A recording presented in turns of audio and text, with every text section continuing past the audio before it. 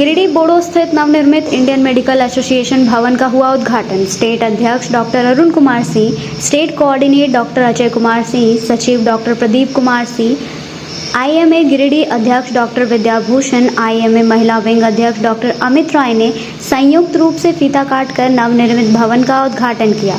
उसके बाद गांधी चौक स्थित होटल अशोका में डॉक्टरों के बीच एक सेमिनार का आयोजन किया गया, जिसमें मुख्य रूप से डॉक्टरों की सुरक्षा को लेकर जल्द से जल्द मेडिकल एक्ट लागू हो सहित कई अहम मुद्दों पर चर्चा किया गया। वहीं मौके पर doctor B M P Rai, doctor P Sahay, doctor B N Jha, doctor Ashok Kumar, doctor Deepak Kumar, doctor Uttam Jalan, doctor S K Singh, doctor Rajesh Chandra सहित जिले के कई गणमान्य डॉक्टर मौजूद थे। आईएमए द्वारा आयोजित Jharkhand IMA state executive committee का मीटिंग था, जिसमें विभिन्न ब्रांच से मतलब विभिन्न जिले से डॉक्टर आए हुए हैं और जो हम लोग का बहुत सा इश्यूज होते रहता है, अपना डॉक्टरों का प्रॉब्लम, मरीजों का भी प्रॉब्लम, ये सब लेकर ही हम लोग कभी बैठक हमेशा करते रहते हैं, रेगुलर बैठक होता है। उसी संदर्भ में आज गिरिडीह हम लोग का बहुत सारे एजेंडा रहते हैं, जैसे कि बता दूँ, एक है आयुष्मान भारत। हर गरीब के लिए एक वरदान है, मुफ्त में इलाज हो जाता है, लेकिन ये वरदान कैसे मिलता है? तो अस्पतालों से मिलता है। तो दिक्कत क्या है कि अस्पताल के लिए ये अभिशाप बनते जा रहा है। कारण है पूरे झारखंड में करोड़ों रुपया बकाया है। और आयुष्मान में क्या होता है, सरकार ने एक रेट फिक्स किया है, सरकार ने एक रेट फिक्स किया है, इस रेट पर ये ऑपरेशन करेंगे, इस रेट पर ये करेंगे, जो कि नॉर्मल से बहुत कम है, जिसमें भी सभी अस्पताल तैयार हो गए। एमओयू होता है, वो लोग साइन करके देते हैं कि हम इसी रेट में करेंगे और उसी रेट में करते भी होता है। दिक्कत कहाँ हो रही है कि हम अपने खर्चे पर ट्रीटमेंट देते हैं, सरकार हमको उसको पैसे को रिम्बर्स करती है, तो वो पेंडिंग है हमारा करीब करोड़ों रुपया सरकार के साथ, जो कि पेमेंट नहीं कर रही है, जो भी कारण हो। हमारा हॉस्पिटल बोर्ड ऑफ इंडिया की विंग है आईएमए का, जो प्रेशर बनाए हुए कि पेमेंट कीजिए। आप लोग सुने होंगे, पत्रकार बंधु को खास करके जरूर जानकारी रहती है कि बहुत सा हॉस्पिटल आयुष्मान भारत बंद कर दिया। हम अपने खर्चे पर कितना दिन खिलाएंगे किसी को? हमको तो कहीं से मिलना चाहिए। जो हमारा जो जमीन बिल है उसको तो आप पेमेंट कीजिए। ये एक बहुत बड़ी मुद्दा है जो मरीजों के लिए है। हमको भी तकलीफ लगती है कि मरीज को लौटना पड़ता है, पैसा नहीं है, गरीब है, हम जानते हैं गरीब है, नहीं दे सकता है, लेकिन क्या करें हमारी। ये एक मुद्दा था। दूसरा मुद्दा, हम लोग को बहुत सारे मुद्दे थे। दूसरा हम लोग का डॉक्टर का प्रोटेक्शन करना, ये बहुत सालों से चल रहा है। हमारे माननीय मुख्यमंत्री के ये तीसरे टर्म में भी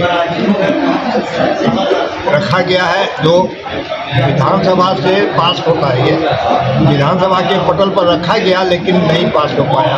अब उनसे फिर हम लोग आग्रह कर रहे हैं कि इसे उठाइए, इसे लाइए। इसमें केवल डॉक्टरों का ही नहीं प्रोटेक्शन है, मरीजों का भी तो बहुत सारा है।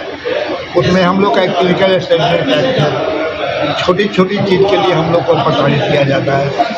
छोटा छोटा नर्सिंग होम बंद होने के कगार पर हो जाते हैं। अब छोटा नर्सिंग होम में आपको फायर का ये करना होगा, ये करना होगा, वो जान तो इस तरह का है प्रॉब्लम। हमारे सेक्रेटरी हैं डॉक्टर प्रदीप सिंह, ये इसके बारे में इसकी जानकारी मेडिकल एस्टेब्लिशमेंट एक्ट के बारे में।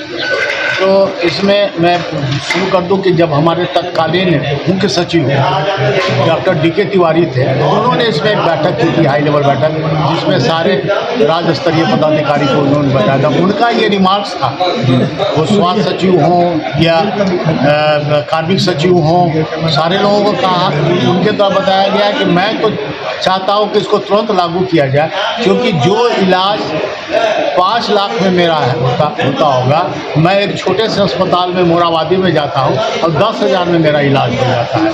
तो ये गरीबों के हित में बहुत इम्पॉर्टेंट है, ये पॉकेट फ्रेंडली, क्योंकि अब हर को का ये स्थिति नहीं है कि वो कॉर्पोरेट में जाए और जाते के साथ 60,000 और मीटर इलाज से ज़्यादा मीटर बढ़ता चला जाए। तो ये हम लोगों ने इस बात को रखा कि छोटे छोटे जो क्लिनिक है जहाँ के गरीब मरीजों का एक भाईचारा बना रहता है। कभी भी आप नहीं सुनते होंगे कि कभी पहले के समय में डॉक्टर के द्वारा जो छोटे छोटे अस्पताल नर्सिंग थे कहीं झगड़ा होता था, क्योंकि वो बाईफेस जान देते हैं और सारे लोगों को आमंत्रित करते हैं, अरे आओ भाई बैठो, क्या दिक्कत हो गया, ये जांच करा दे, नहीं कोई ज़रूरत नहीं है, ये इलाज करो और ये दवा लो, तुम जाओ, पैसा है नहीं है तो भी ठीक है। तो ये परिपाटी थी और ये इसी चीज़ को हम लोगों ने कहा कि हरियाणा में हो गया, उत्तर प्रदेश में हो गया, अभी आप देखे होंगे कि बिहार में 40 बेड तक बिहार ने भी कर दिया। तो हमने कहा कि ये जनहित में कॉर्पोरेट हॉस्पिटल आपका पाकुड़, जामताड़ा और साहेबगंज में जाकर नहीं खुलेगा। आप बताइए कि यहाँ पर ही कितने गिरिडीह में बड़े बड़े अस्पताल नहीं हैं। तो छोटे छोटे अस्पताल जब होंगे तब वहाँ पर गरीबों को एक तो जो है जो क्वैकरी होता है नहीं हॉस्पिटल, क्या करेंगे, बीमार है, मजबूर है, तो उनको उनके पास जाना पड़ता है। अगर वही छोटे छोटे अस्पताल 5 बेड 7 बेड का रहेगा तो उनका इलाज भी संभव हो पाएगा, उनके जान माल की रक्षा भी होगी और सस्ता और सुलभ इलाज होगा। तो ये इसके पीछे यही है। तो ये हम लोगों ने अनुरोध किया है, बार बार सरकार के द्वारा 2 बार कमेटी भी बनाई गई, हाई लेवल कमेटी, जिसमें क्या किया जाए, दोनों बार सरकारी कमेटी ने रिकमेंड किया गया कि झारखंड जैसे राज्य में जहां डॉक्टरों की कमी है और जहां पर सरकारी सेवा उतना उपलब्ध नहीं कराया जा सकता है, वैसे इमीडिएट इसको जनहित में लागू किया जाए। तो ये सब सारे मुद्दे थे जो कि डॉक्टरों के लिए नहीं, ये जनता के लिए, जनता को सस्ता और सुलभ स्वास्थ्य सुविधा उपलब्ध कराने के लिए रिमोट एरिया में, क्योंकि सरकार कहती है कि मैं अंतिम व्यक्ति तक जो है स्वास्थ्य सेवा उपलब्ध कराऊंगा, वो उपलब्ध नहीं हो पाएगा जब तक आप इसको नहीं करते हैं। बिहार ने इस बात को पहचाना।